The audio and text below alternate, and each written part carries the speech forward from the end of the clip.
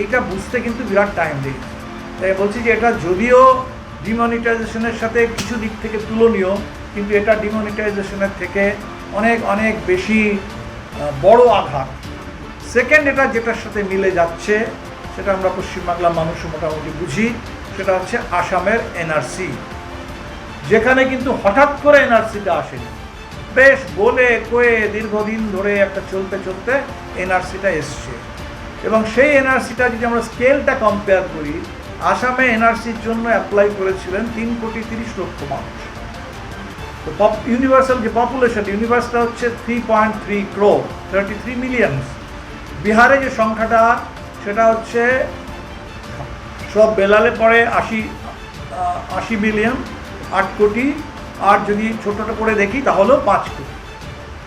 আসামে 6 বছর লেগেছে supreme court monitored NRC, 2 round হয়েছে, এবং সেই 2 রাউন্ড হওয়ার পরেও আজকে যে আসামের এনআরসি, সেই এনআরসিকে আসাম সরকার স্বীকার করে না। তাদের কাছে ওই এনআরসিটা কোনো কাজের এনআরসি নয়।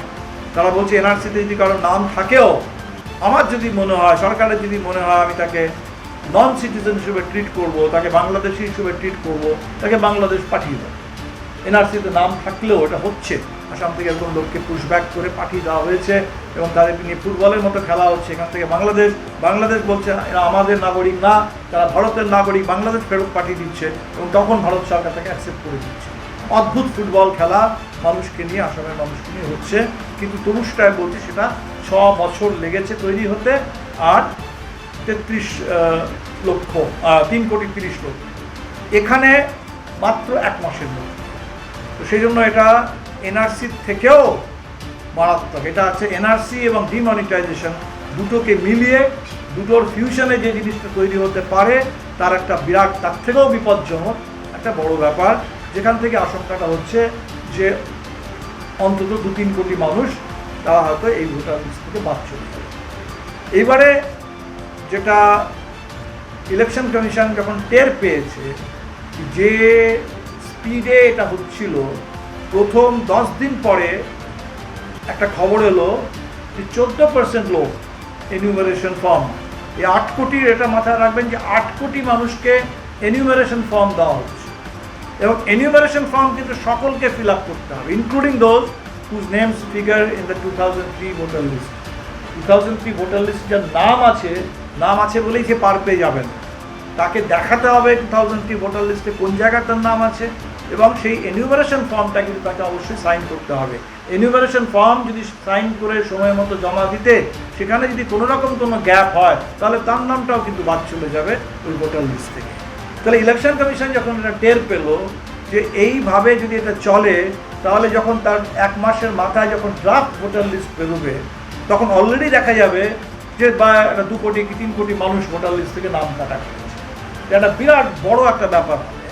সেই বড় ব্যাপারটাকে ডিসেন্ট্রালাইজমেন্ট, এই যে স্কেলটা, এই স্কেলটাকে খানিকটা ঢেকে রাখার জন্য, খানিকটা ডেফার করার জন্য ইলেকশন কমিশন একটা সার্কুলার জারি করেছে। বিহারে একটা বড় অ্যাডভার্টাইজমেন্ট ওখানকার সিইও, চিফ ইলেকট্রাল অফিসার, তিনি দিয়েছেন। তারা এখন বলছেন যে আপাতত এনিউমারেশন ফর্মটা কোনো মতে ভরে দিয়ে দাও, এক্ষুনি কোনো ডকুমেন্ট না থাকলেও চলবে, এক্ষুনি কোনো যদি কারেন্ট ফটোগ্রাফ, পাসপোর্ট ফটো না থাকে তাহলেও চলবে, জাস্ট ফর্মটা ফিল আপ করে দিয়ে দিন। ফর্মটা ফিল আপ করে যে দিয়ে দেবে তার নামটা আমরা ড্রাফট লিস্টে তুলে দেবো। তার মানে ধরে নিতে পারেন যে at the stage of draft roll হয়তো বিরাট সিগনিফিক্যান্ট কোনো ডিলিশন হবে না, কিন্তু তারপরে ইন্টেন্সিভ রিভিশন, এসআইআর। তো এই এসআইআর ব্যাপারটা কি, এটা বুঝে উঠতে একটু সময় লেগেছে বিহারের মানুষের, কিন্তু এখন মোটামুটি বিহারের মানুষ এটা বুঝতে পেরেছে যে এসআইআর ব্যাপারটা কি। তো বিহারের মানুষ পপুলারলি এটাকে বলছেন ভোটবন্দি, ঠিক যেরকম ডিমনিটাইজেশন হয়েছিল, যেটাকে হিন্দিতে পপুলারলি নোটবন্দি বলা হতো, ঠিক সেইভাবেই এই এসআইআরের মানুষ নাম দিয়েছেন ভোটবন্দি। আমার মনে হয় যে আমরা যদি ওই ইংরেজিতে এসআইআর এই 3টে অক্ষরকে রাখতে চাই, তাহলে ইংরেজিতেও ওটাকে ওই স্পেশাল ইন্টেন্সিভ রিভিশন না বলে আমাদের বলা উচিত সার্জিক্যাল ইনভেসিভ রিকনস্ট্রাকশন। এটা স্পেশাল নয়, এটা সম্পূর্ণ একটা সার্জিক্যাল ব্যাপার। এটা ইন্টেন্সিভ নেহাত নয়, এটা ইনভেসিভ একটা আক্রমণাত্মক ব্যাপার। এবং এটা রিভিশন নয়, এটা সম্পূর্ণ একটা রিকনস্ট্রাকশন হচ্ছে ভোটার লিস্টে।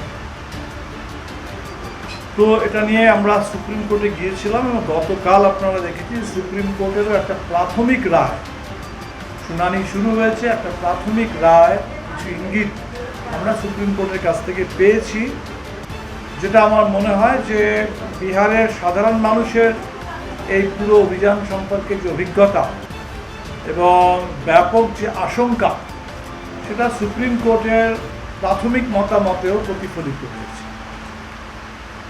এখানে আমরা যেখান থেকে সুপ্রিম কোর্টের কাছে যে পিটিশনগুলো গেছে, সেটা মোটামুটি 3টে স্তরে আমি ভাগ করতে পারি।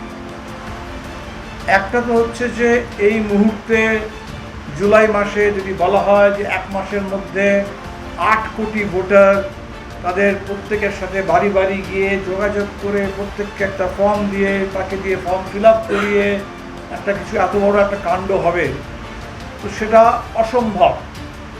জুলাই মাসে 1 মাসের মধ্যে এরকম একটা কাণ্ড ঘটানো অসম্ভব ব্যাপার। ফলে এটার একটা বিরাট বড় প্র্যাকটিক্যাল দিক আছে, যে practically impossible, logistically impossible, absurd.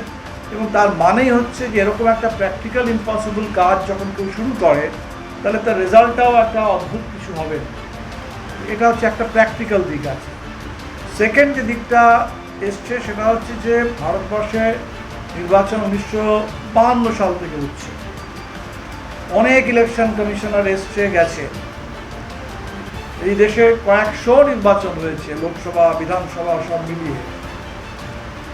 ফলে নির্বাচনে কি করে ভোটার লিস্ট তৈরি হয়, ভোটার কি করে এনরোল হয়, ভোটার লিস্ট থেকে কারুর নাম কি করে বাদ দেওয়া যেতে পারে, এই ব্যাপারে বিভিন্ন রুলস আছে, এস্টাবলিশড বিভিন্ন রুলস আছে, যেগুলো ইলেকশন কমিশন তৈরি করেছে, যেগুলো ভারতবর্ষের আইন অনুযায়ী আছে। সেই সমস্ত এক্সিস্টিং রুলস এই এসআইআরটা তার সম্পূর্ণ বিরুদ্ধে যাচ্ছে।